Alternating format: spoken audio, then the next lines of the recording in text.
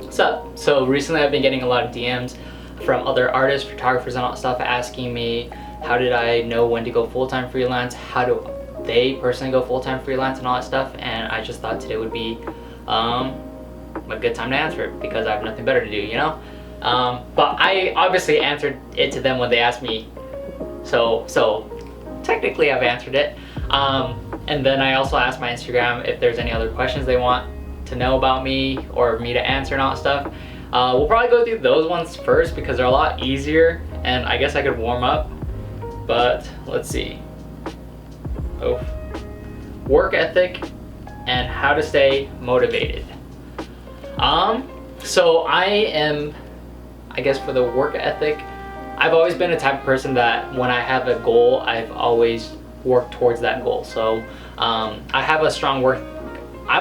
That's actually one thing I'm actually super proud about for myself is that I've always had this strong work ethic. Mostly if I like something, if I want to do something, I'm gonna like give 110%. You know that quote or one of those quotes? It goes like, always be like the hardest working person in the room.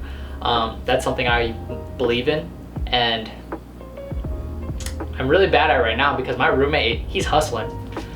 Makes me feel like I need to put in more time, more work and all that stuff, but we're all on our own timeline. That's the thing I'm like learning now.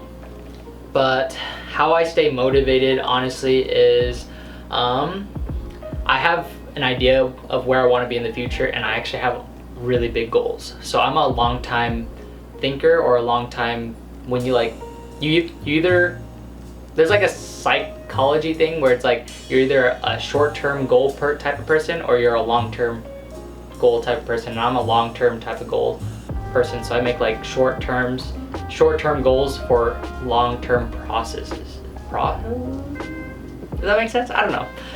But yeah, so I have like these big dreams where I want to accomplish a lot of things, and I want to have multiple businesses, multiple sources of income, and live very content.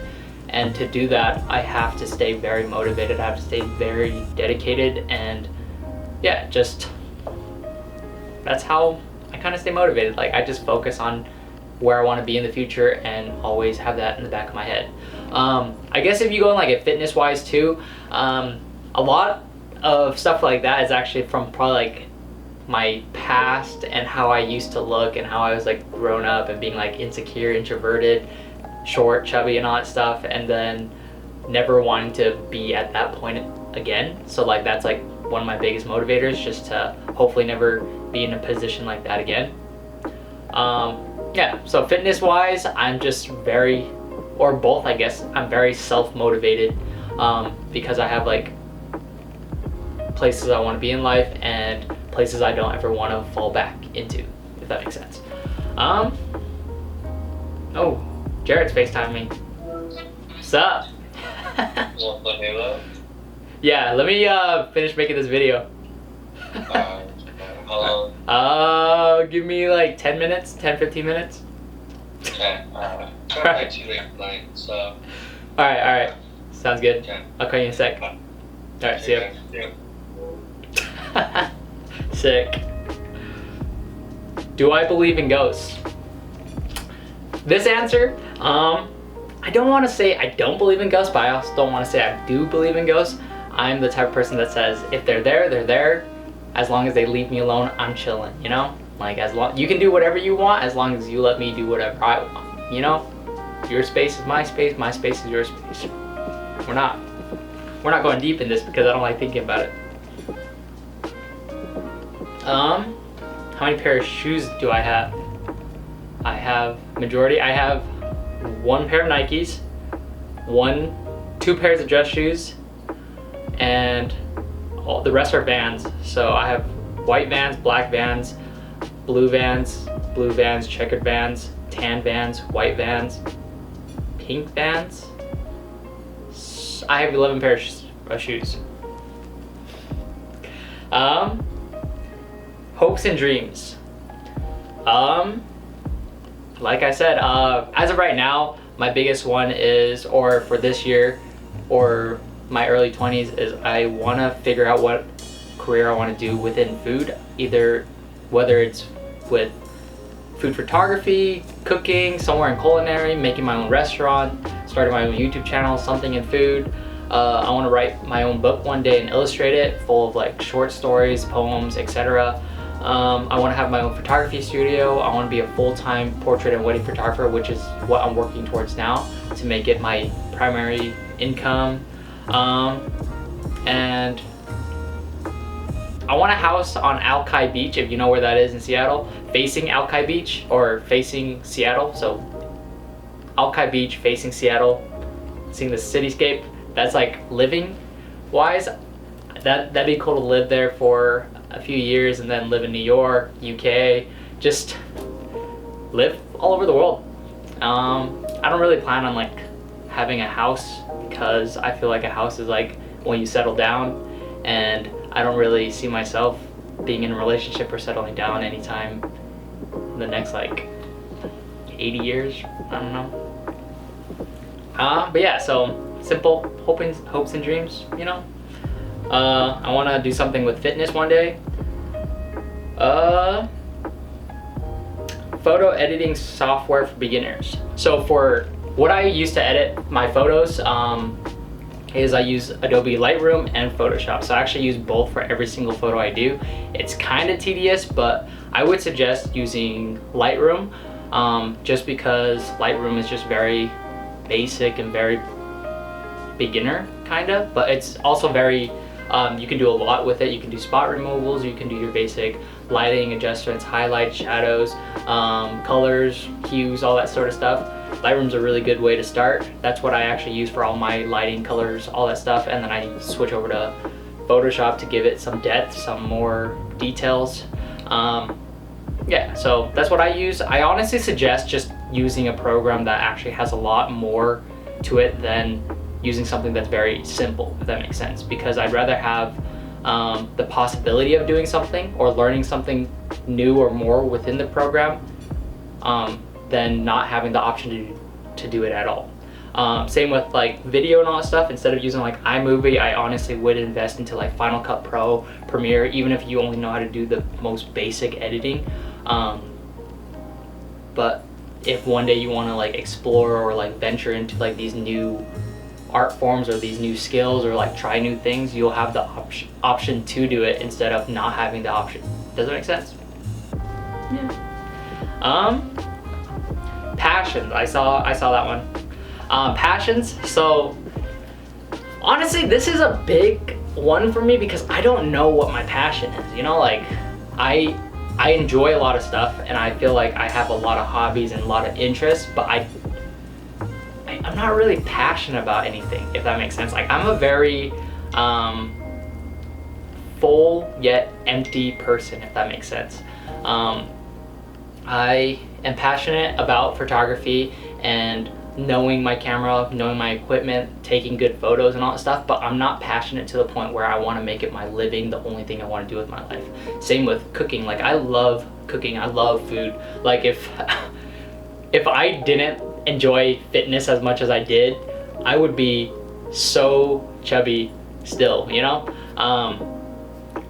Like I enjoy cooking. If you see me in the kitchen, I don't follow recipes. So when people ask me, how do you cook? How do you make this and all stuff? I have no idea. Like once I step in that kitchen, whatever I see, whatever I have, I'm just gonna attempt making something. I have like these general ideas, or like I watch videos and I'm like, oh, I might know how to do this, and I just jump in the kitchen and try it. So I actually do have a big passion for cooking, and I've always had it ever since I was like in 4th grade. But like now moving out, being alone, I'm actually trying a lot more recipes and all that stuff, and that's super dope and I love that. I really enjoy writing. If you don't know that, a lot of people don't know that actually, but I write quite a bit. I have like over like 400 pages of short stories, writing, poems, narratives. Yeah, I have a lot of writings, and I really do want to make it into a book one day, or somehow incorporate it with my photography. But it's something I'm not confident in. It's something I don't enjoy sharing yet because it's like I'm very open, so I'm a very open person, but the things I keep personal is the things I keep personal, if that makes sense. So writing is just one of those things that I haven't learned to open up and share with people yet, you know? Like I kind of share it here and there. Yeah. What was that? 3 passions? Oh yeah, and then fitness. Like I really enjoy learning about fitness, being healthy, exercising and all that stuff. It's very fun for me, and just to see something physical on my body to learn and grow and all that stuff. Yeah. Oh, okay. I might have a passion. Okay, my passion is money. I don't know how to. Okay, I know that sounds kind of greedy and selfish, but I love money. Like I hate spending money, but I love seeing like my savings go up. Like it gives me like this like internal high. That's why I think I honestly always aim for like these high paying jobs or like these careers that make a lot of money, or now like I'm doing my own business hoping to make a lot of money, but there's like no like end greed to it, if that makes sense. Like I just get this high of like making money. Like I'm a very simple person. I'm not materialistic. I don't need a lot of stuff to survive or be happy. Like I could be happy with like a bag of potatoes, you know? I'm like, dang dude, you know how much food you can make with potatoes? But yeah, so just making money, and for some reason like just the numbers or like calculations, like when I was working regular jobs, one of my favorite things to do is like calculate the tax percentage that every paycheck would take away from me, you know, like the government would take, how much I would get back end of the year. Just calculating other people's, seeing someone's like finances and like internally competing with theirs. Yeah, so if I were to go back and work a regular job, I would do something with numbers. Like I just love money. And this might sound dumb, but like I feel like money loves me too. I've always been in a position where every time I spend money, I'll make it back just as fast, and every time I lose money, it's never been detrimental. It's never been scary, you know, like, and there are times where it is scary, like for example right now with everything that's going on, like I don't know when my next paycheck's coming, but I'm not worried financially, if that makes sense. I just want to figure out how I'm gonna make it back, you know? So dang, I talked about, why'd I jump into that? Okay, yeah, so those are the quick like Instagram questions, but to answer the main question for today, how did I know when to go full-time freelance, and how does someone go full-time freelance? I don't know why I decided to go full-time freelance, to be honest. I just felt just like after my high school graduation, I just felt something telling me this is what you should try to pursue. This is the life that might lead to happiness. I don't know if that makes sense. Like when you're in school, when you're in a school setting, or when you're in a regular work setting, you're giving your future, like the trajectory of your future to someone else, or like the option of like whether you get this job, whether you get into this school, whether you get this pay, all that stuff on someone else's hand. And it doesn't matter how hard you work, it doesn't matter how much time you put into something. By the end of the day, if someone likes you, they like you. If they don't, they don't, you know?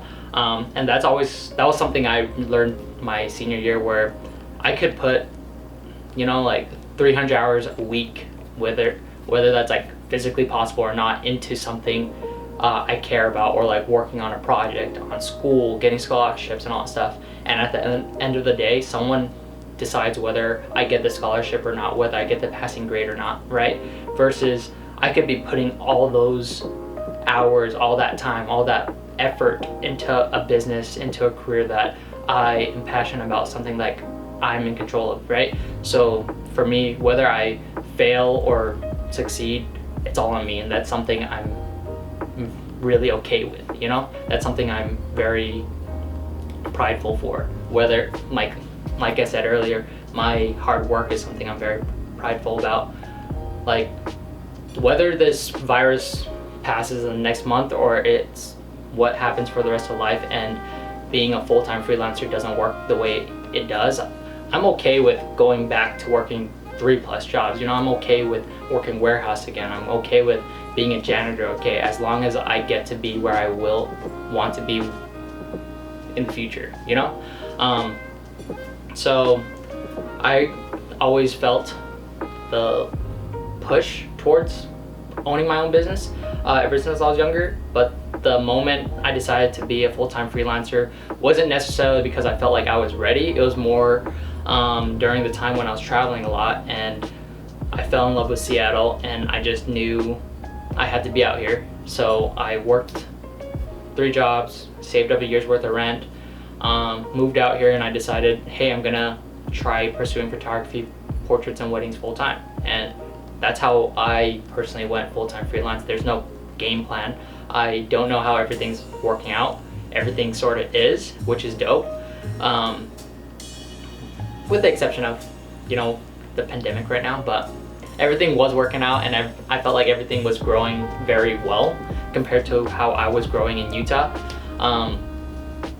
But for someone that plans on going full-time freelance or wants to go full-time freelance, what I'd suggest would be building a really good portfolio, putting yourself out there, like not fearing rejection at all. Like, for example, one thing I do, and I talked about this before, is I reach out to a bunch of models, agencies, other photographers, asking if they need a second shooter, if they want to do test shoots, if they're willing to collab, and I get a lot of rejections. I get ignored a lot.